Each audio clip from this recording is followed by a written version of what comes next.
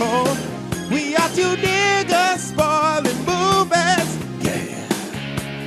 Brandon Collins, that's me, and Justin Brown for your movie needs.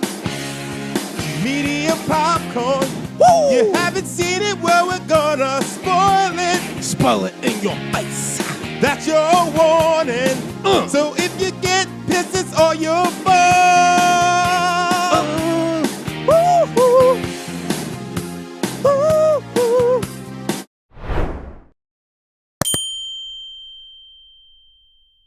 Oh, sugar hot toddy. This is Brandon Collins. Guys, Justin Brown. And we are Medium Popcorn Niggas Spoiling Movies. That's Brandon, I never say anything after that. I don't know why you're trying to put this on me, but it never happens. That's ridiculous. This is my nightmare. I wish I did this show solo. But speaking of solo, I'm incredibly excited to be having our guest, Ron Seoul-Oh from POCculture.com on the show. Ron, how you doing, man? What's up, guys? Oh my goodness. What a transition that was. That's masterful. Yes. Just know that he planned that. He planned that. That whole thing that he was doing, that was all so he could say that. I saw right through it immediately. You gotta set yourself up the way you can, baby. I respect it. That's impressive. Ron, we met doing a panel on the Fast and Furious series for our friend Caroline. And I was curious, did you ever see Fast 9? I still haven't seen it. We talked about Fast 9 and Ron's just like, yeah, I haven't seen it, so I can't like give an opinion on it. Listen, again, in my defense, for those who haven't listened to that pod, I told Caroline, like, listen, I hadn't gotten a screener. I haven't gotten a chance to go out to the theater yet. So I'm happy to bow out of the pod. And she was like, it's all good. I haven't seen it either. You can just come on. And so fair enough. I mean, just wait right before the next one comes out at this point. Like, you don't need to rush to see it. It's not the best. I mean, based on the pod and some of the other reviews, I have to say it's made me a little lukewarm in terms of watching. I'll get to it. Yeah. Well, I think that's what the fans have essentially told Vin Diesel, and that's why he had that mea culpa this past week and to The Rock on his Instagram saying, hey, you know, my kids call you Uncle Dwayne. I'm like, no, they don't. But sure, Vin, that's your way of saying I'm sorry. Well, that's his way of saying, please, Mr. Rock, please come back. We need you. Well, is that the way to do it, by calling The Rock my little brother? I don't know. Yeah. He's so to tussle his bald head. Yeah, he's so patronizing to The Rock. That's why I'm like, it's like backhanded compliments. You can't keep doing this, bro. But that's some of the news that's been out. But Ron, what recently this past week, I would say, like in the industry and stuff like that, what rumors or news has really piqued your interest? Well, we could talk about Spider-Man No Way Home, the most leaked about film in film history, but just on a positive note before we get there, if we do, one of the cool things that I saw was the legend Donnie Yen put on Instagram that he wrapped filming on John Wick 4 and put up a pretty cool behind the scenes video of him and Keanu, taking a selfie and things like that. So I'm hyped. I love John Wick as a franchise, and I'm hyped to see Donnie in it. Yeah, Donnie Yen is a fucking he's a monster. I love that fucking dude. Everything that he's been in, especially the Ip Man series, like, oh, bro. No. Yeah, I mean, like they keep casting really good martial artists for these films, and the fact that Keanu tries to do as many of his stunts as possible just makes it even better. I'm so excited for it. That's the only thing that makes me a little frustrated about John Wick 4 coming out, is that his look is so synonymous now with John Wick. When I saw the Matrix 4 trailer, I'm like, oh, Keanu just went from the John Wick set to this. Yeah. that's all this is. Like, it just take it, like, I'm like, you're not Neo anymore, you're John Wick now. Yeah.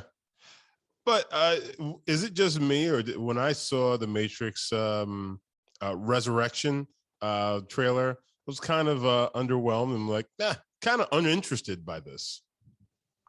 Well, I love the Matrix. I agree. The trailer itself was kind of, it was mid. I mean, it was a teaser trailer, but yeah. I love the franchise, and I'm looking forward to seeing where they go with it. I hope they don't botch it. I mean, the last movie was not the Yeah, best. Pretty either, bad. so. The last one was rough. Pretty bad. I also- I love the Matrix too. So it's just like I was kind of just like, We've also talked on this podcast, Ron, about how the HBO Max same day releases, the track record hasn't been great this year. Yeah. So the fact that that's one of them, I'm a little nervous too for that. Yeah, that's fair. I mean, I've heard y'all talk about it. I mean, how'd y'all feel about Dune? I haven't. I have to admit, I don't know if y'all covered Dune. Dune. So here's the thing with me, and I keep telling everyone, I saw Dune in the best screen that Denis Villeneuve would want you to see. I saw it at IMAX, surround sound, visually looked cool. It wasn't his best looking movie by a long shot, but visually looked cool. As a story and as someone that like you need to convince to like invest money to see maybe 2 more of these, nah, I'm not there. I wasn't there. Yeah, I saw it I like haven't this on my phone, like laying down on my bed. And so yeah, Dennis would be furious with me. He seems like generally angry dude about how we watch our movie. Yeah, he's a disgruntled man. He makes great films, so I get it. But yeah, I mean, it's like that's the studio you work with, though, bro. That's how they decide to do business. well, listen, I was going to watch Dune at the Toronto Film Festival, and then you told me, you're just like, yeah, bro. I mean, you should watch it, but at the same time, I was just like, why am I going to go out of my way? Yeah, especially when Justin checked his watch and saw that I'd been gone for 3.5 hours. He's like, oh, okay. If you're not even happy with it, I'm good. Yeah. So, I mean, it's just one of those things. I was just like, I'll catch it when I catch it. Yeah. And I guess at some point I'll probably catch it, at home when, one of Y'all are making your listeners angry because Dune is super hyped on social media, especially compared to what I know we're going to talk about later, which is Eternals. Yeah. It is. I honestly, I'm a sci-fi guy, and the only thing that I took away from that was like, oh, George Lucas has some explaining to do, because my understanding is Dune came out before Star Wars. I'm like, there's a lot of shit that he took from this. Well, I mean, they literally, the main bad guy in this universe is called the Emperor. Like it's very similar. Hey, but George Lucas, his got bigger. That's all that matters. Yep. Yeah, that's right. He built a better mousetrap. I mean, Lucas has made no secret about various inspirations in pop culture. I mean, everything from the Kurosawa films, and all the different. I can't even remember what's the popcorn cereal with Ming the Merciless, but he took a lot from what inspired him and he remixed it. And let's be honest, he made it better. And so in various ways. So it is what it is. Dune did inspire a lot of Star Wars, but I'd rather watch Star Wars at this point.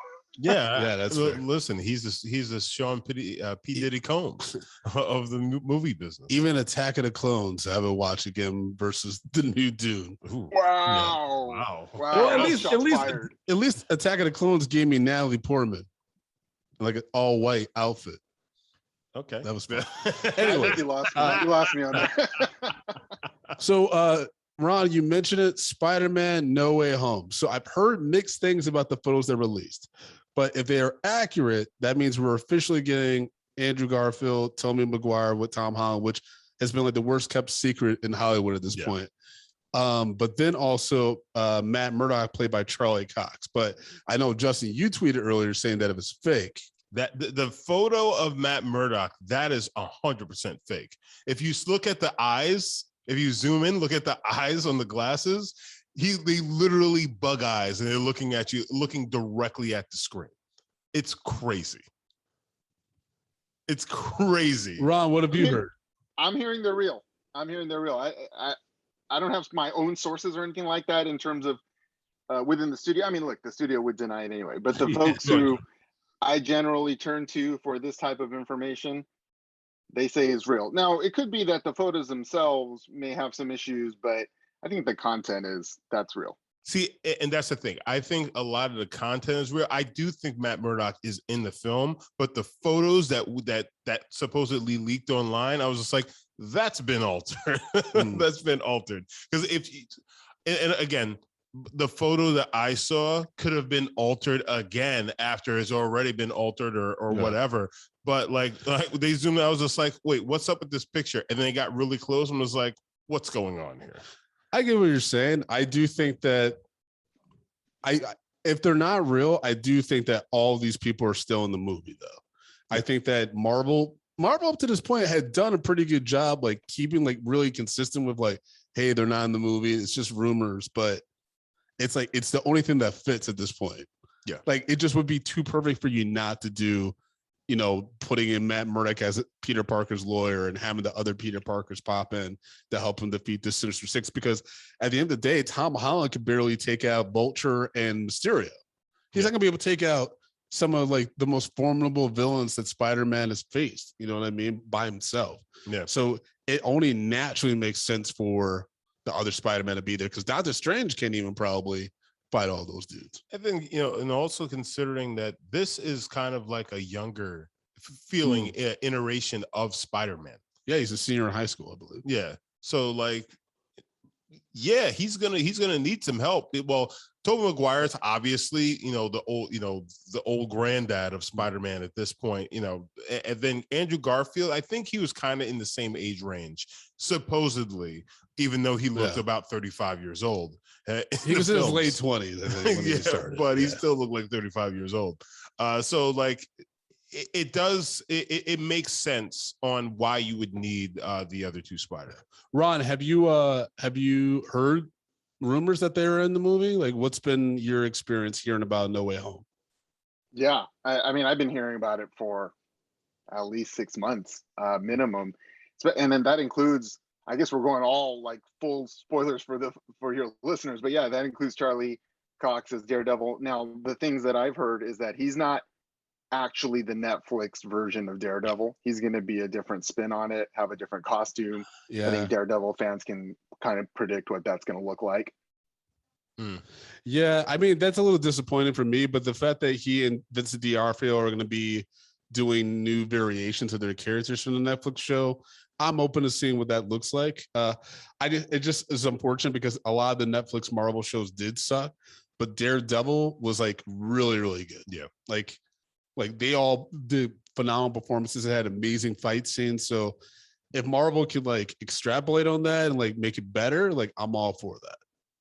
What have you. But that's the thing is, so Marvel's getting a little not messy, but things are getting complicated now. And that, I think that segues into the movie we're talking about, which is Eternals, which for me, I thought was a huge risk. Like this is riskier than even Guardians of the Galaxy, because at least Guardians of the Galaxy, visually you have like things that you can like, oh shit, that's a big tree. Oh shit, a talking raccoon. This one's just like, oh, a beautiful cast. But it's like, was that enough? Right. And so, Ron, what was your initial thoughts on the Eternals, and what do you think it did really well? First of all, Brandon, another bravo on the transition. Absolutely incredible segue from saying it's messy and going into the film. Because I agree with you. First of all, off the bat, I liked Eternals. I gave it a 4 out of 5, so I really liked it. I enjoyed it. It's not one of my top tier MCU films like Black Panther or Winter Soldier. Those are like probably my top 2. Shang-Chi I loved a lot too, of course. So it's more kind of probably in the mid area, maybe slightly on the bottom half. But I really enjoyed it overall. But it was messy. At the end of the day, it's a plot that's very stuffed full of different concepts and ideas that they wanted to pursue to varying levels of execution. But to me, what made it a 4 is that they introduced 10 brand new characters we'd never seen before. And I thought that director Chloe Zhao did an incredible job of just making you care about them, developing the relationships, developing the different personalities. And so it's much more character-driven film, which I think lends to some of the controversy or whatever divisiveness of it all.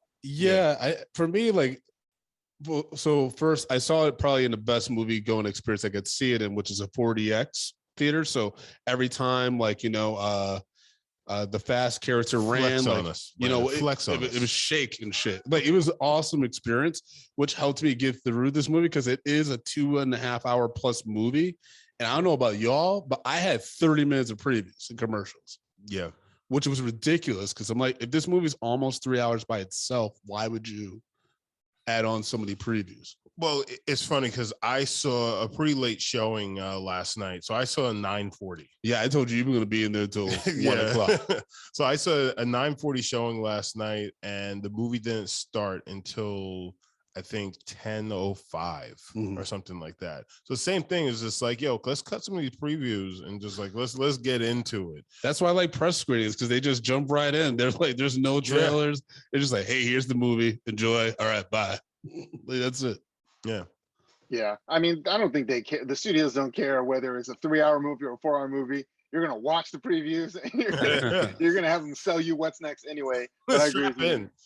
Yeah, exactly. I do think you're right, though, Ron. I think director Chloe Zhao did do a good job balancing all these different characters in an international cast at that. Even though I'm very confused about Angelina Jolie's accent, but we'll talk about that, I guess, in a little bit. Because I'm like, why are you talking in a British accent? You're American. Like, well, what's going on here? Yeah, it doesn't matter. But I did like the characters. I did like the way they were, like, the pacing wasn't bad. I had heard a lot of things about like, oh, it's really long, and it just feels like messy. And I think in following the thread, I was able to do so even with the non-linear storyline, which I'm not sure if they needed that, but when they had those flashbacks, I was like, I think this would have been better as a Disney Plus series. Like, because I think there's just too much story here. Like when they talked about Phaistos, or y'all listeners, I butcher names. But Brian Tyree Henry's character, yes. Right? When they talk about his technology held Hiroshima. Yeah. And he's distraught, but it's like that could be a whole episode by itself. Oh, no, yeah, 100%. You know what I mean? So it's like you could do a whole episode of each of these characters and where they ended up now, right? You don't even have to do a full like villain, like they have to come together to fight a villain thing. And I thought that would have been way better, but obviously this is an expensive cast. It's the best looking Marvel cast in the movie by far. And I also appreciate that Marvel let them be them. Except I don't know why Kumail got so jacked, because Brian Tyree Henry, he was like, they let me be myself, because I asked how much weight do I have to lose? They're like, none. We like you as you are. It's just, they were like, Kumail, you got to lose 100 pounds. Yeah. They were like, you have to lose 100 pounds and then gain 50 of muscle everywhere in your body. I was like, Jesus Christ. He was jacked, man. He was. That guy he was playing off of, the videographer, the ballet, was so funny. Yeah, he was good. He was good. I very much. He had so many cameras. The guy had so many cameras. Like they kept breaking them, and then he would just have a little one. He's like, always have a backup. He was so good and added that comic relief that probably the movie could have used a little bit more of it. I mean, a lot of Marvel films have that levity that like the DCEU films kind of lack, and coming off of Shang-Chi, which I know the order originally was different, but Shang-Chi is a really funny film, probably one of the funniest films in the MCU. And so it was a stark difference. But at the same time, that's Chloe's kind of MO. Her vision is different. And I think we really saw that in this film. Yeah, I will say, I think this is probably, for me, cinematography is by Ben Davis. This is probably one of the best looking Marvel movies. I thought some of the shots were like, I was like, oh, this is beautiful. Like, but I mean, is it because of it? I don't know. I find films are, especially films that are based in like, old world, like BCs, and then you're going into like the Middle Age, things like that. They're always aesthetically beautiful looking films because it's such a different time that we're just not used to. And it just brings out something, or maybe it's just like, skin tone compared to the sands and things like that, that just helps. They're always good looking films. It kind of reminded me of what was the movie with Brad, the Achilles film, Trojan. Oh, Troy. Yeah, Troy. Like when I was watching it, like I kind of got some of those vibes in it, and I love those kinds of films, which is great. But at the same time, I did feel like the beginning before we went into the Eternals thing was a little bit underwhelming. With that first when they fight them on the beach and stuff, with that first initial battle, is like I kind of expected them to come a little bit harder. But then, you know, where the movie started to go, I was just like, okay, so this isn't like a clear like action film like I guess I was expecting, because that's what we expect with a Marvel film. And it did go more dramatic piece, and I was just like, okay. And then once you settled in, it's like, okay, this is where I'm at right now. Mm-hmm. Yeah, Totally agree. Yeah, I think I do think that this movie had a lot too much story almost between the multiple characters. I don't think we needed the whole thing with Crow, you know, absorbing everyone's powers and then having that final fight with Athena. I think that it was kind of like, this is just a tertiary villain at this point. Like, the main catalyst is trying to subdue the Celestial and figure out what's going on with Icarus, right? Because spoiler, Icarus is revealed to be the one that kind of sets this emotion, a la Watchmen in a way, because he gets Ajax killed, who was played by Salma Hayek. No, he kills Ajax. Well, he throws her down the thing, but essentially he killed her. He set all the deviants that up, are the bro. ones that sucked out of her. Yeah, but he set her up. He killed her. Yeah. He's like, hey, let's go for a little flight, and then he just picks her up and flies her to her death. Yeah, and then he flies her corpse back to her farm. I was like, that's dark. It was cold. Yeah. I was disappointed. And I've talked about this even with Dark Knight, where I was like, I love The Dark Knight. It's one of my top 5 favorite movies of all time.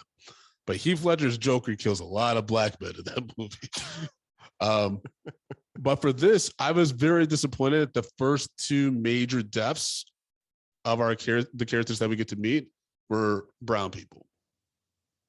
Because we start with Selma, and then we go to Don Lee from Train to Busan, which I was like, oh yeah, that's dope that he's like able to get a Marvel movie. And then they're like, you are dead now. Yeah, I agree. I was very surprised that Ajax gets killed so early in the film. She's obviously, Salma Hayek is one of the biggest stars in the film. Yep. And so they took her out pretty quick. And then Don Lee, who I wish we got more of, because going to your point, Brandon, about it would have been a great Disney Plus series. I completely agree, because the story, like there's an incredible sub story with a lot of them, but particularly Gilgamesh and Athena, right? Yep. They spend so much time together, and he makes a huge sacrifice to kind of shepherd her and protect her. And I would have loved to see more of that story fleshed out. And then, he does get killed in a disappointing way. What did they say she had? Watch Train to Busan. Sorry. What did they say she had? They said she had Well, basically, the thing that was going on is all of the prior lives. Well, I guess kind of like the prior lives. It was kind of like the Matrix, like with the one, right? Like there's constantly new ones. Yes, no. So they kept. So she was remembering all of the other worlds that they had been on before. So and it made her go crazy. So when they did the deletion process, obviously there was some sort of malfunction. So she was remembering all of that. That's why she was saying everyone's going to die, whatever, and started killing everyone, because like she, in a way, is the other consciousness were tapping in to her. So I guess you can kind of look at it as like almost she got like eternal dementia, you know. But I think and like I was a little bit upset that Gilgamesh, played by Don Lee, also died, because I was like, he was such a great character, and I love, like, even when they showed up and they told him that Ajax is dead, and he's sitting there, you know, his pie, and like he dropped he dropped his hand, stuff like that. There's just the way he played it, there was just like a lot of vulnerability in him. But then it's also, you can tell that like he was in love with Athena. You know what I'm saying? And but the moment they said he was like, I'll stay with Athena, and you know, things like that, I knew that like, okay, this is Angelina Jolie. She ain't gonna go nowhere in this film. You know what I'm saying? It's like somebody's gonna have to go, because this team is way too big. Yeah. Some people gotta go. The moment he allied with her, I'm just like, it's him. And so the entire film at that point, I was prepared to lose him at some point, because especially with her kind of, let's eternal dementia, having that is like something is gonna have to kind of snap to bring her back into this film. And so she's fighting for something, or she's so like I knew it was coming. And like the moment that he said, I was just like, oh man, it's like his life is short-lived. It's coming. Yeah, absolutely. I think you're right on. But one of the things, like Brendan, I liked your point about like the Dark Knight, and obviously like the Brown characters who all get off. Here's the great thing, finally, about a movie like Eternals, which is the most diverse MCU cast ever. Yep. Is we did lose some Black, Brown, Asian people early on, and then thankfully we still have Fastos, we still have Makari, we still have Cersei. Like we didn't have the one Asian who died and the one Black character who died, and then whatever, and then we're done. Thankfully, that's the joy of a film like this, where it's actually diverse and not just just one character to check the quotient, the diversity quotient. Yeah. They actually have a diverse film, and we have more characters that still live on. So and Eternals can be rebirthed, right? Isn't that the whole concept here? Is like from the comics, they can be rebirthed. So fingers crossed, maybe we'll see them again. Yep. Now, quick Marvel question: Celestials. Kurt Russell's character in Guardians of the Galaxy 2 was the Celestial, right? Yeah. Okay. Yeah. Just wanted to make sure. Ego was like, I was like, okay, so all this is kind of connected, like cosmically and shit to the MCU. My only thing that also, like, I don't know if this is editing. I don't know if this is just like what they want the character to do. But when Kingo left, when Icarus is revealed to be like kind of like the dude's like, no, we're gonna make sure that Earth is destroyed so we can have the birth of the Celestial and continue, creating universes. And he's like, I'm out because we're not gonna be able to beat Icarus. He really didn't come back. Yeah. I was like, I mean, that's cool because that's never really happened before. There's always that person that pops up at the end, like, hey, I'm here to help save the day. But the fact that he didn't show up, I was like, that's kind of sucky though, because you have another brown person that's kind of like cowardly. No, I think it grounds it a little bit in realism, man. Because like, yo, that's the baddest dude here. We ain't gonna be able to beat him. If I'm gonna die, I'm gonna go die doing the things that I love, anyways. Doing Bollywood films. Well, yeah, that's what. But I mean, that's what he spent the last 100 some odd years doing. He kept saying like, "That's my great grandfather." That's not me. I love that. We're gonna talk about the post credit scenes, but Ron, did you peep the Blade reference earlier in the movie? Oh, I don't think I did. What is it? When Kingo was talking about his first ballet, remember, like when they all started uniting to talk about Agi dying, Kingo goes, "Oh, like my last ballet thought I was a vampire." I was just like, he tried to stake me. Or something. Yeah, I was just like, And then we got the post credit scene. I was like, oh, like, good call. That was like Blade's day job. He was a valet. I didn't make that connection, but that's a good call. Yeah, like it was little stuff like that where I was like, okay, like I like this. I did like I liked the diversity, inclusivity of the movie. Makari being the first deaf character in MCU. Man, ASL has been like blowing up. Like, that representation's been awesome the past year and a half or so, starting with Coda and then a bunch of documentaries, and then seeing Lauren Riddoff being able to have this huge role, which Makari was an awesome character. When she thought that Driok had gotten killed by Icarus, when she was going in on him, that was awesome. She was fucking him up. Yeah. I mean, it lasted for some time, and then I knew he wasn't going to be able to kill Cersei. I knew he wasn't going to be able to kill Cersei. Yeah. I mean, shout out to Richard Madden. Like, that's what like kind of bugged me, because I'm like, oh, this guy's a good actor, and like now we're losing him. Unless Icarus didn't die. Yeah. Because we. I mean, so what was the thing that Icarus? So he flew to close to the sun. Yes, flew and he got burned. Or whatever. Because Icarus supposed to have wings, correct? Like in mythology. In the mythology. Yeah. I think that was the whatever the poetic ending of the story is. Yeah, exactly. He's the one who flew too close to the sun and his wings melt and all that. So okay. But yes, he could still be alive. Yeah. I mean, there's a lot of setup here for it was interesting how it ended because I'm like, I don't know if there's an Eternals 2 on the docket, and this is very, very open-ended. Like Well, this it says the Eternals continue. I know, but like return. I don't know what phase that's going to come in. It's not going to come over the next few years. And so I'm like, because half the team is gone with the big red dude. I'm blanking on the character, like the big character that was the one that sends them, that created them in the Deviants. Yeah.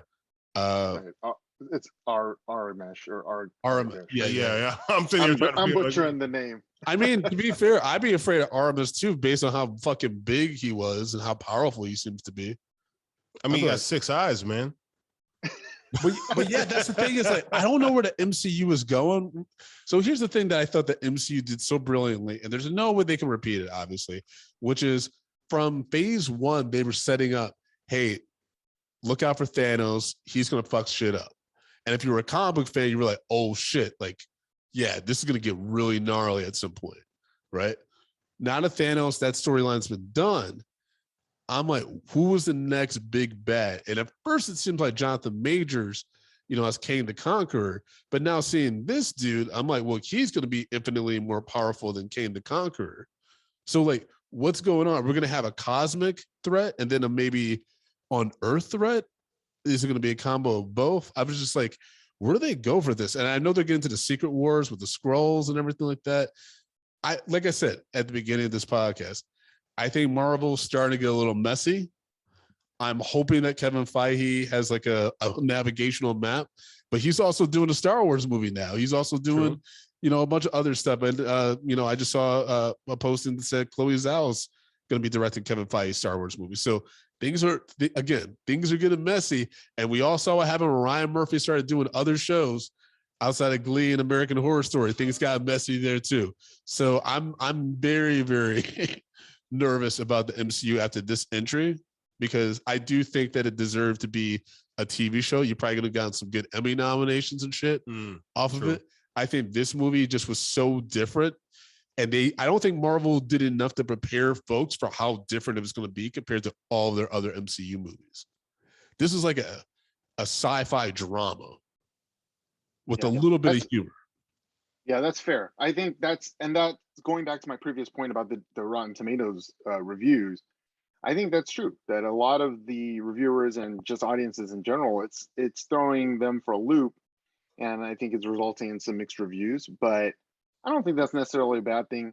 I mean, to your point about where the MCU goes, I've been thinking about this a lot, and I agree with you. I think what they're going to have to do is start dividing up the different characters into different realms, if you will. There's like the cosmic stuff, which we know with Thor and the Guardians of the Galaxy and all that, like that's coming. There's got to be like the mystical, because we know with the Scarlet Witch and Strange, there's going to be that realm. Shang-Chi has introduced that fantasy realm as well. And then we know we're going to get street level stuff that takes place in New York and just in the States and all that. So I think they're going to have to start dividing up different worlds, and the heroes start kind of staying in their realms and teaming up with kind of like-minded characters, because there's no way you can have the massive every single character. Once you start introducing mutants and Fantastic Four and all that, it's just going to be too much to manage in any 1 or 2 films. Yeah, well, I think. Oh, sorry. And then you also have like the Night Moon or Moon Knight. Oscar Isaac. And then you have Moon Knight. You also have She-Hulk. Blade coming in. Yeah, Blade and stuff like that. And that's kind of like the horror kind of. I don't know exactly where you would put Midnight Suns. Yeah, right? like Midnight Suns. yeah, so like that, and that's something completely different. That so there is a lot, like you said, that they have to navigate, and like you were saying, they may have to keep them in their box, but at the same time, when you have such a huge event like fucking 6 eyes showing up in the sky, and this big red thing, is just like everybody's gonna look up. It's just like, yo, what the fuck? Where's everybody else? Yeah. So it is. I feel like there is going to be a level of messiness in this, but we're just going to have to ride it out and just see where it goes. Yeah. I definitely agree. I think it would behoove Marvel to do kind of what Ron's saying, where you have like different pockets and you build up to like small team up things with those stories. Because I think the best thing Kevin Feige could probably do as a producer of all this would be, hey, we did the huge team up across all these movies for Infinity Saga, Endgame. We're never going to be able to do that again. Yep. I think especially after like the past few years with like Chadwick passing and people getting injured and stuff like that. I think they're gonna have to be a little bit more mindful of like doing a long-term investment on some of these people and versus being like, let's deal with the toys we have now and not assume that we're gonna have them 5-10 years from now. Yeah. Because I think the Chadwick thing really threw everyone for a loop, obviously, for obvious reasons. 100%. It definitely, because you knew that T'Challa was going to play a huge role going forward, and obviously that's going to be its own thing. But I think the point about like where is everybody else when something like a universal level threat appears? I think that's where the boxes actually play a role, because using like Doctor Strange and Shang-Chi as an example, like if you have a massive event like a Celestial popping up, and then the question is, well, where were all these other heroes we've met? It actually would make sense if Shang-Chi and his group can be like, well, we were in this fantastical world of Ta Lo, and we were out of pocket. And then this whatever Doctor Strange and them can be like, well, we were in the mystical realm. We didn't even know. Ant-Man and the quantum realm. Like there's so many realms that are outside of just our world. I think that can answer the question of where were they during this event?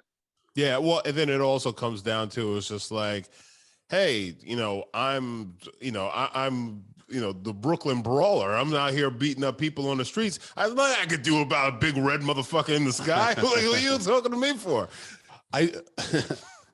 I do think going to like, the response of this movie, I do think this is the one movie, even more so than Black Widow, that I would have released on Disney Plus simultaneously. Just because of the length, I think that's really hurt the audience response. I don't think Disney set the proper expectations for audiences, because going into this movie, you're seeing like a huge cast, right? But you're not going to assume I'm going to be in a movie theater for almost 3 hours watching this thing. With like to get through the post-credit scenes, like that's a huge investment for characters that you don't really know. I've never heard of any of these characters. I've never claimed to be the biggest Marvel fan. I was always a DC kid growing up. And so getting to know these characters has always been interesting for me, because I go in with, no perspective, right? Well, at the same time, I think, we're also dealing with a pandemic layover, because if it wasn't for the pandemic, people would be a little bit more used to a 3-hour movie. People have not been in the theaters. Yeah. So now this is the first big Marvel film that everybody's going back to the theater to see. They're like, oh shit, it's 3 hours. So everyone's freaking out, but it's mainly because, they haven't been in the movie theaters for like the last 2 years almost. Yeah, but I think it's not as fun that you were expecting from a Marvel movie. And again, it goes to the expectations Marvel set, because Shang-Chi was a lot of fun. True. Like Shang-Chi was one of the first movies I was like, I wouldn't mind seeing that again, just because it was so fun. And it's, it was Awkwafina's just, we've been talking about her, like she's been just killing it lately. Yep. And so that's one thing. Real quick about Shang-Chi, Ron, you did a fundraiser for Shang-Chi, right? I did, yeah. It was called the Shang-Chi Challenge. It was designed to raise originally 10,000, and then we expanded it to 20,000 for kids at the Boys and Girls Club in San Gabriel Valley, which is a suburb of Los Angeles. And we did some free screenings for those kids. They're actually supposed to do some private screenings once it comes out on Disney Plus for those who couldn't make it out into theaters. Nice. And then we had director Destin Daniel Cretton, who came to one of the screenings, as well as Andy Lee, who plays the death dealer. So they showed up for this kids. It was pretty awesome. So thank you for bringing that up.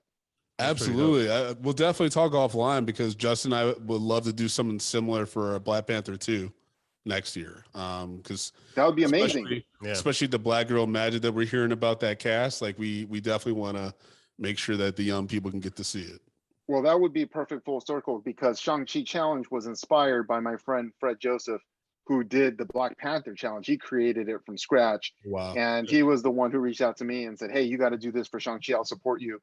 So I every time I've gotten a chance to talk about it, I'm so glad to get to talk about it one more time, is I always shout out my friend Fred. He's somebody who he's an author, an activist, and he's the one who started all this. And I wanted him to be more public with Shang-Chi, but he was like, no, this is your time and your community's time, but I'll support you, and he did. So it would be great to pass that on for Black Panther 2. I'm with you guys. Absolutely. That's incredible, man. And I did donate $20. It wasn't much, but I believed in that mission. That's why I went to go see it opening weekend, just because representation matters. And that's the one disappointing thing, like at the end of the day, about Eternals, is that people are calling it like almost like a bomb. And it just sucks because the representation is so important, but it's also like people have to navigate being able to see this still. Like not everyone's comfortable. Like there's some states that are getting case surges of, what, Delta and everything. Well, I mean, that's why I was thinking maybe it should have gone to Disney Plus to allow for more accessibility. I mean, Shang-Chi, to that, like that wasn't the bomb. Obviously it did extremely well. Yeah. And I think most of that is because that's a character that people have been, seeing coming for a bit, stuff like that. Eternals, like, yeah, we heard about Eternals, like, oh yeah, this thing, but no one was really invested in any of these characters here. And they are a bit of a departure from, that solo, superhero person in the cape kind of thing that we've been used to as far as with comic book films. Yeah. So once you drop this, and then it's also opening up a whole new realm that people don't, we're just being kind of, introduced to, it needs time it doesn't have legs yet. It doesn't have legs yet, and it's like I understand why this movie didn't blow up the internet and blow up the movie theaters, because it's a different kind of film. Like you have to appreciate it for what it is, but also and just have patience. I also think American audiences need to open their fucking eyes and realize that Gemma Chan is a fucking star. She's incredibly talented, incredibly beautiful. Like she's like. When they made her the leader of this group, I was like, thank you. That's why I love that scene where they're like, oh, who's going to lead the Avengers? And Icarus is like, I think I can. And they're like, yo, Adrian didn't even pick you to lead us. Like, what are you talking about? I was like, yeah. That was such a good scene. One thing about the way the communities are leveraged, though, I think could have been better for this film. Like we talked about Black Panther, we talked about Shang-Chi, and those films, it was like, this is the Black community's film. This is the Asian community's film. And I almost felt like maybe the marketing didn't quite fully embrace, like, this is the first global film with not just Asian, not just Black, not just brown. We've got, LGBTQ plus, we've got deaf, disabled. Like I wish it was one of those things where all the communities, like, let's all support each other. Let's come out. And for Black Panther, you had all these like Black journalists, Black reviewers, and outlets who were invited on set and things like that. For Shang-Chi, they couldn't do the set visits, but they did a lot of leveraging the Asian community and journalists. And I just felt like that was lacking in terms of reaching out to multiple communities. Maybe it was a little bit too much for them. But I hope as we go forward, they figure out a better way to leverage our communities, because we can all work together and hype up the films and support it in a way that I think for Eternals was lacking. And I was disappointed about that. Yeah. I mean, it is tough. It's a tough movie to market. Like I do not envy the marketers that had to like make this work for Disney and Marvel, because even like some of the characters, I'm like, I hope they give them more to do with their powers or something, because other than that, they're not going to really help in this situation fighting against these deviant stuff. Like when Cersei turned the bus into butterflies, I was like, well, that's kind of helpful, but at the same time, like, how are we gonna fight a villain with that? Any of those people on that bus are now damn flowers. Well, no, the driver. Supposedly that bus just had a driver, because remember the driver comes out the. How convenient. Yeah, I thought that too. I was like, oh, all those people are dead, or they just got transformed into butterflies. That's a really good point, though, about the plot. And I think we haven't really delved too deep into the film, but some of the writing and the plot conveniences were weak, right? Because when you talk about the Eternals, they're supposed to exist for the sole purpose of defeating the deviants.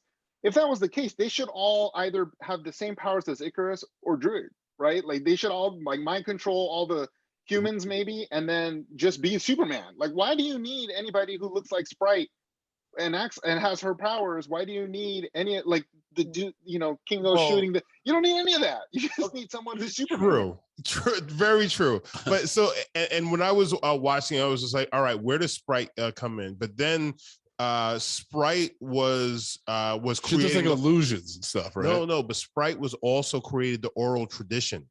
Wait a minute. The oral tradition of these characters. So like all of the mythos of like Icarus and things like that, that was all created by Sprite. She talked to the people and then put all of these images of all of these fantastical beings in their head, and she basically gave them like a higher consciousness of the world being bigger than them, and there's much more, which then leads to open up an imagination, which then leads to people, you know, expounding, turning in higher mind, higher intelligence. But why do you need any of that? If the humans are just cattle, essentially, right? We need overpopulation of the world so that the celestial can feed on them when the emergence occurs. Yeah.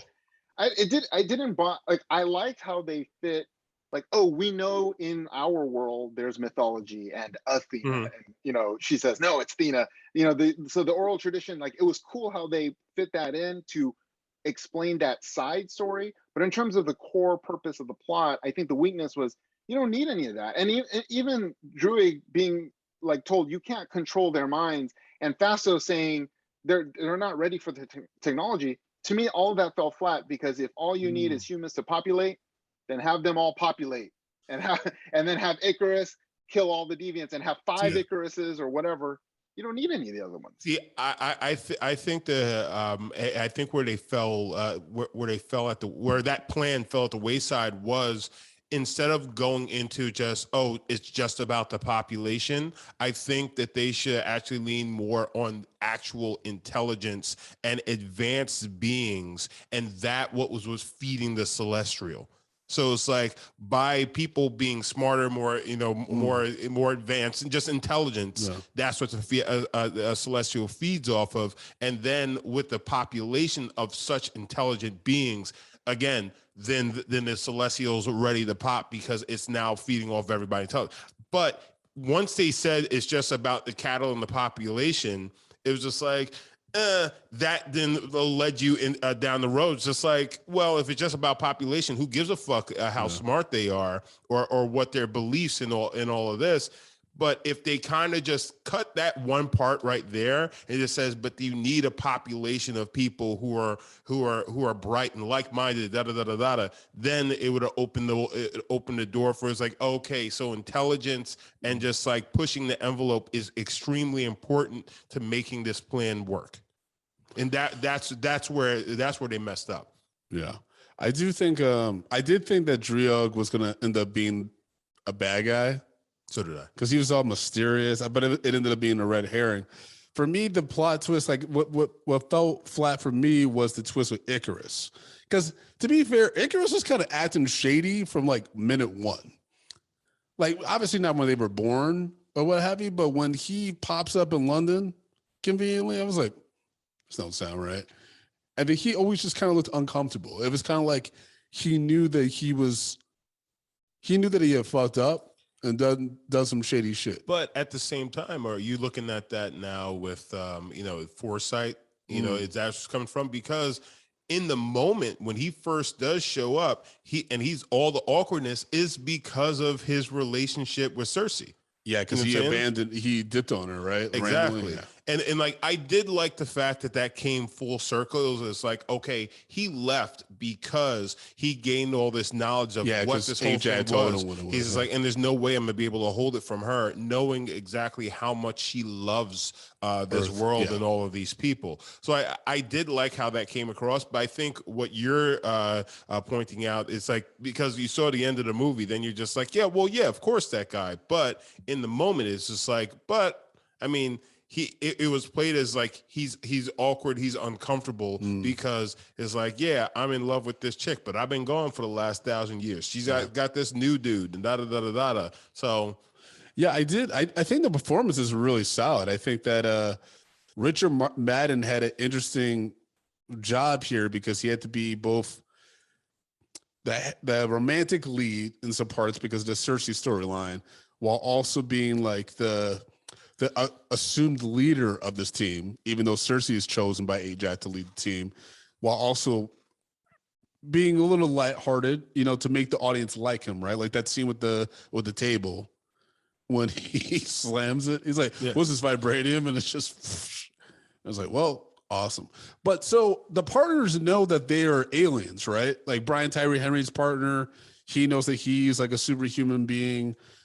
Kit Harington seems to know that Cersei is got powers too, right? Well, he finds out when she. But I thought he there's knew. a bus and some I flowers. thought he said that butterflies. Sprite told him though about how old they are. And all But that Sprite stuff. Sprite was being Sprite and telling it as kind of fantastic stories. So she did tell him, but in a way that it made it seem like she was just telling stories. Also, kudos to Kamal and who played Sprite, Leah McHugh, because I thought that scene when they were in the little village at Druag, like in prison, when he sees Sprite looking at Icarus, and he says the whole thing about Peter Pan and Tinker Bell. I thought they both performed that scene really, really well. Like, because like I'm sorry, because you also know that they essentially were together for a while, but he got tired. Kingo got tired of moving every 5 years. He said he's like, because people freak out when they notice that you don't age. Yeah, I thought that they sold that really well, even though it was like, man, if they had not performed this well, this quick exposition about their relationship would not have worked. Yeah, I think that was the strength of the film, is the way the characters delivered the lines, related to each other, the chemistry. I thought that's what carried the film, and it made all of the relationships, because they all had different relationships. Like you said, Sprite and Kingo had that kind of friendship that they alluded to. Druig and Makari had that whatever romance. Yeah, y'all gonna have some swirly babies at some point. The way y'all looking at each other, I was like, ooh, lordy. Yeah, it was. I thought that was the way they mixed in the different relationships, which is exactly what a big team is like, right? If you ever had like a group or a team or whatever, coworkers of 10 like that, different genders, and you're going to have that kind of messiness. And I thought they handled that part really well, and I enjoyed that. But yeah, some of the storylines in terms of like, who knew, are they Eternals, like how they have human relationships, all that, sometimes a little bit messy, like you said. So for both of you guys, did you at some point, I felt like some of the actors just lacked the screen presence of a Marvel movie actor. Remember, like a lot of these actors, this is like going to be the biggest film they've ever been a part of, and so I think that's one of the things that I liked about what Marvel did here was that they got, because Chloe Zhao hadn't won her Oscar yet when she was making this movie. They got an unknown director, essentially, a pretty unknown cast, because we know Brian Tyree Henry, but not everybody knows. Not everyone saw Crazy Rich Asians, so they don't know how fantastic Gemma Chan is. Richard Madden, Game of Thrones, folks know him and Kit Harington, but you didn't watch Game of Thrones, you're like, I don't know who the fuck these British dudes are. Kamal, if you didn't watch Silicon Valley, you're like, oh, this is like a interesting looking Indian dude. So like, I think that's what I appreciate, is that they brought all these different actors from different points of their career to make this film. And I think it's okay that some of them didn't have like Robert Downey Jr., Chadwick Boseman presence, because they're still building on these characters and working them out. And I think that's what didn't, I was never like, I wish this character was on screen more than the other character. You know what I mean? Like it was a good balance for me. I was disappointed by, like I said, who got God and who didn't. Like Sprite, I hated her. Once she stabbed Cersei, I was like, well, fuck you then, kid.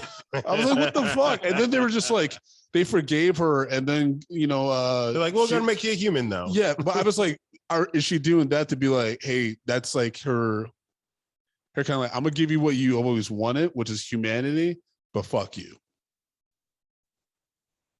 No, I don't know if it's that harsh, but it could be, a certain level of, you don't necessarily deserve to be on the team and be Mm. eternal. Wait, who were the characters you felt weren't Marvel Yeah. level? Well, I guess, and I guess it did change in the film for me, because at first I didn't think Richard Madden. I was just like, okay, this he just seems kind of stock.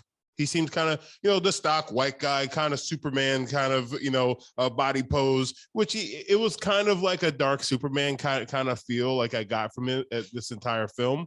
Yeah. By the way, Superman, the Superman and Batman reference, for me, I took that as like the comics exist in this world, not the actual characters. Because people were like, "Oh my God, y'all hear the Batman and Superman in the MCU?" I'm like, "Yeah, like the comic book characters. Yeah, they're people like that read the comics and are like, oh, you're like Superman, yeah, or whatever." Yeah, they're part of pop culture.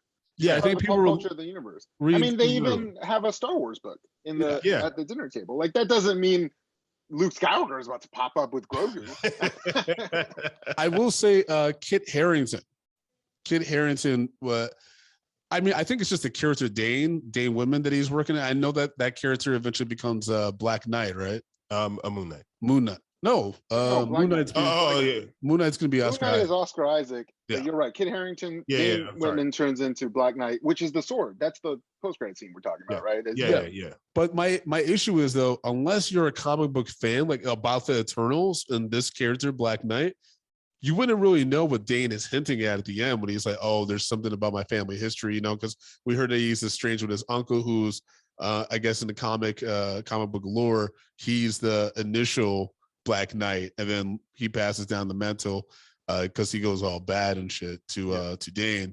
But I'm like, that storyline didn't really pay off. I didn't really think that their romantic scenes had enough writing to carry them to make you root for that couple. You were just kind of like, oh, it's a good looking couple, but you didn't really, it wasn't deep the way that you saw her and Icarus connect. And I guess that was the point. Yeah. It's not to show us too much, but at the end of the day, if we're going to bookend this with their relationship, then I need a little bit more there. Yeah, I feel like it's hard, though, to talk about how much more they should have done when we're already talking about it was a 2.5-hour film with 10 characters. I mean, Dane was supposed to be a tertiary character who, I think it's okay that the audiences didn't really know who he was if you're not a comic fan, because he's not the point of the story. Like, the Blade connection, we're just going into it now, but the Blade connection and the Black Knight, I think it's going to take them a different direction, and they're going to have their own journey, and then we'll just know, like, oh, that was like the first appearance of Black Knight, but that wasn't his story. So I feel like it was okay on my end.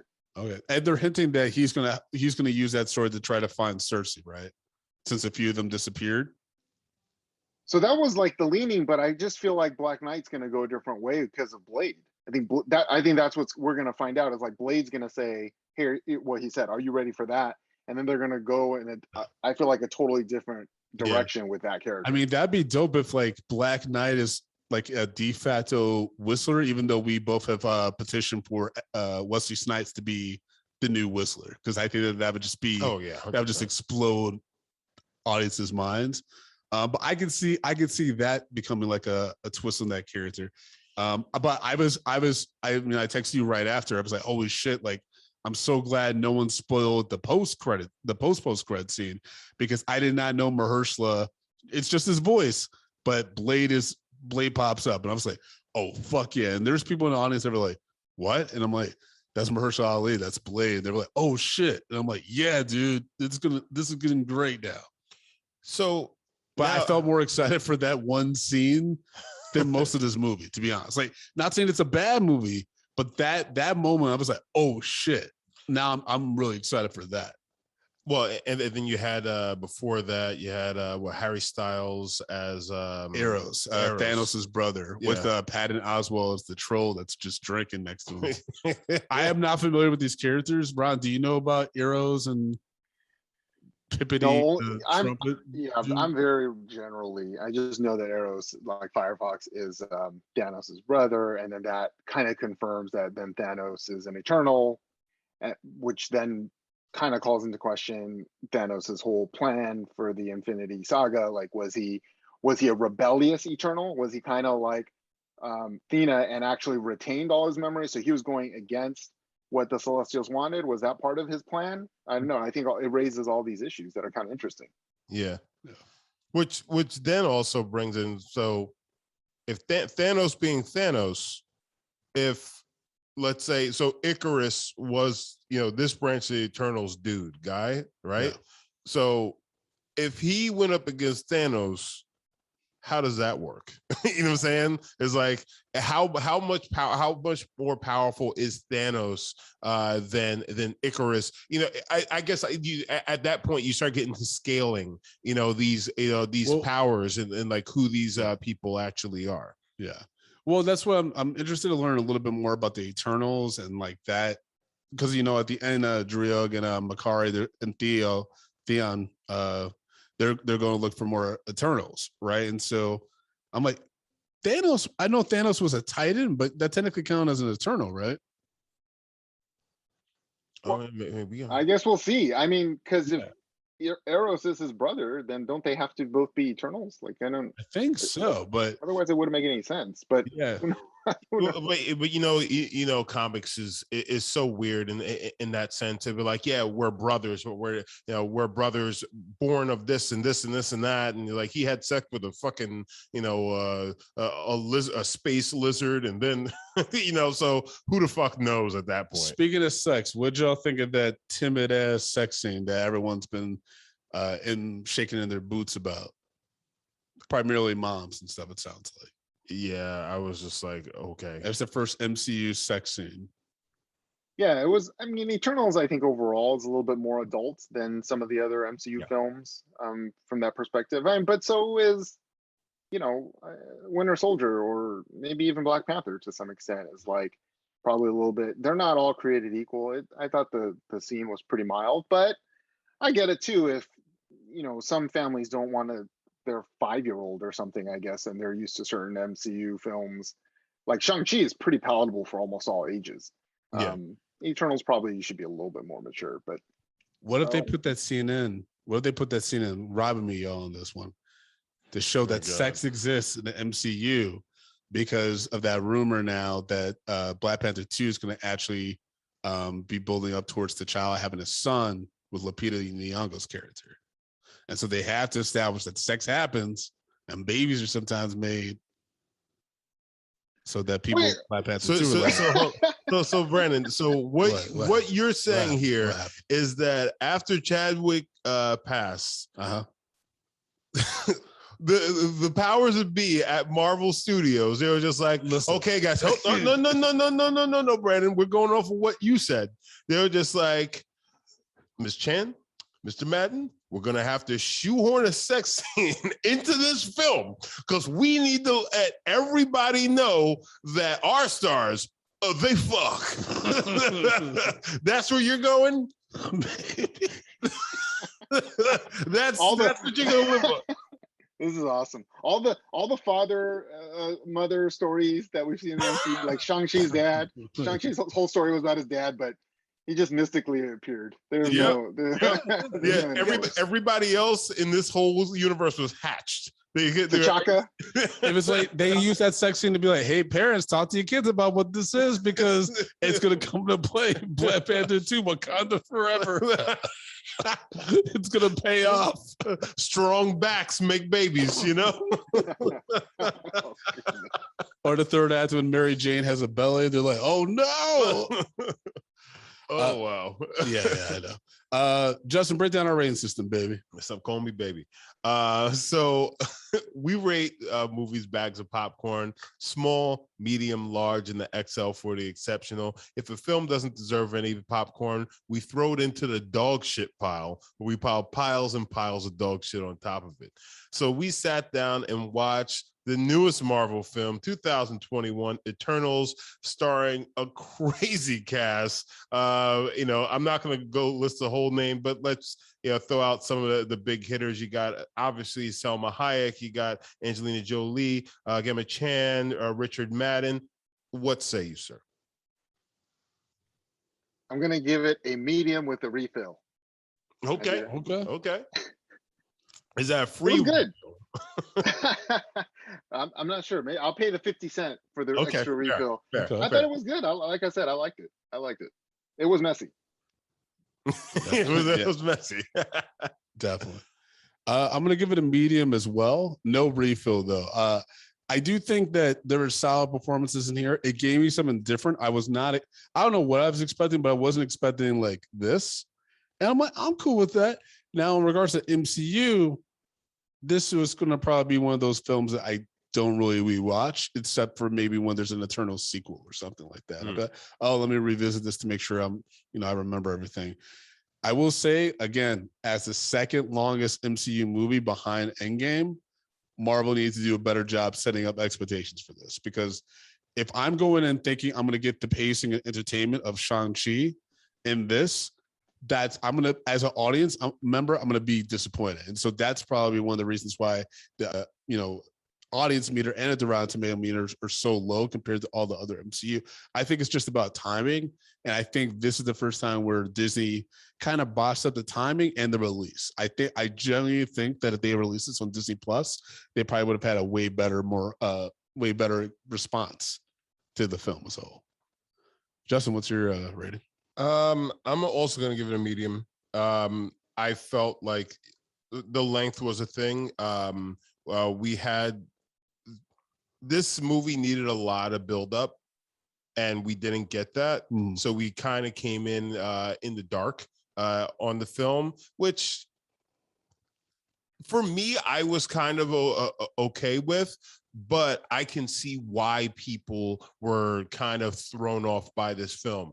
And to your point about needing a little bit more comic relief in here to kind of speed this pace up going. Add some levity. Our comic relief was Kamal Nanjiani. Yeah.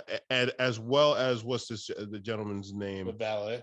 Yeah, hold on. Haresh Patel is the actor. Karan. Yeah, Haresh Patel. So like they were a comic relief in the film. They were great too.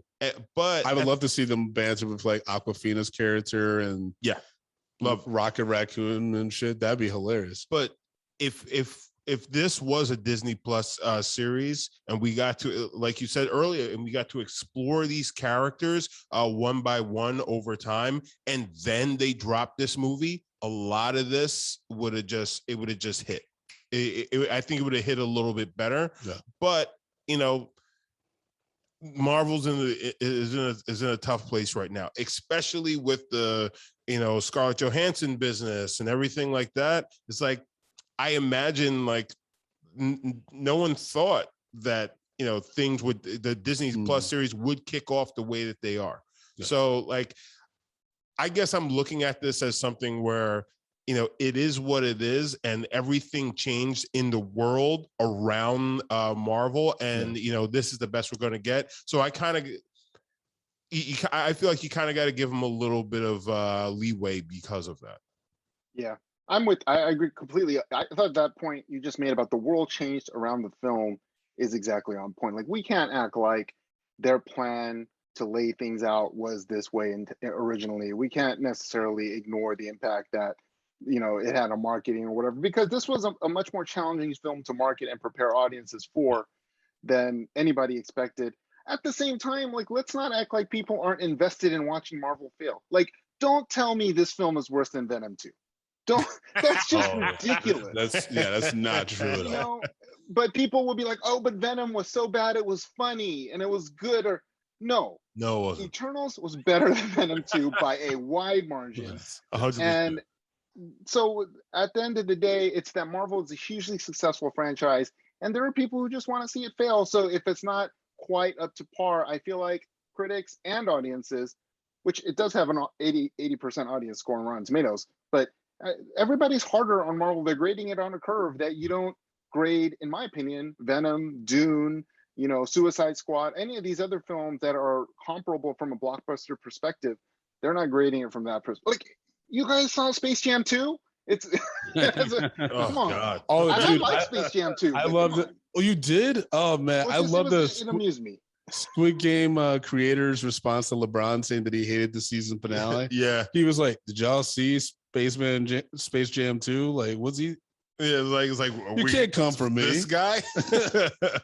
But Ron, thank you so much for coming on the show, man. Please tell people how they can follow you and things that you are doing at POCculture.com. Thanks so much for having me, guys. I had a great time. I hope we can do it again because I love just chopping it up with you guys. You can find my work at POCculture.com. You can follow me on social media. On Twitter, I'm POC_culture because they won't give me the full POC culture. But I am at POC culture on Instagram. So hope you all check me out. Thank you for having me. I love what you guys are doing. So I had a lot of fun. Appreciate that. Justin, Thanks, brother. How can people follow you? Guys, you can follow me at JBrownDidIt on Twitter and Instagram. Brandon. Y'all can follow me at American Collins, AmericanCollins.com. I got some cool shows coming up, including a live Doug Loves Movies in New York. So come through to that. And then you can follow the show at Medium P Podcast on all social media platforms. Please push that subscribe button on the YouTube page. We're trying to get to 1,000 followers by the end of the year. So we love to see you over there and, push that little button and you be part of the family. And then Justin, people want to support the show financially. What can they do? What? They can be part of the family. My family, your family. We all family. Guys, you can take yourself on down to patreon.com/medium popcorn. We have tons and tons of content on there. All of our back episodes, they go to Patreon. We got the rant. What am I watching? We got the Zoom party nights. We have all of our bonus content that we drop on a weekly basis at most of the time. It's all on Patreon. And if you're feeling extra froggy, take yourself to tpublic.com/medium popcorn. Grab yourself some swag. Get some swag.